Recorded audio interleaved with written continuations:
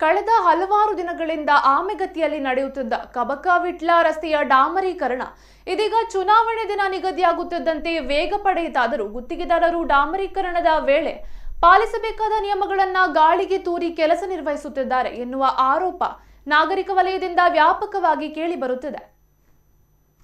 ಸಮಸ್ಯೆಯ ಪರಿಹಾರಕ್ಕಾಗಿ PWD engineer Preetham N ರವರಿಗೆ ಮಾಹಿತಿ ನೀಡಿ ಸಮಸ್ಯೆ ಪರಿಹಾರಕ್ಕೆ ಪ್ರಯತ್ನಿಸಿದಾಗ ಅವರು ಹಾರಿಕೆ ಉತ್ತರವನ್ನ ನೀಡಿ ಗುತ್ತಿಗೆದಾರರಿಗೆ ಬೆಂಬಲ ನೀಡಿದ ಘಟನೆ ನಡೆದಿದೆ ಎಂದು ಕೇಳಿಬರುತ್ತಿದೆ.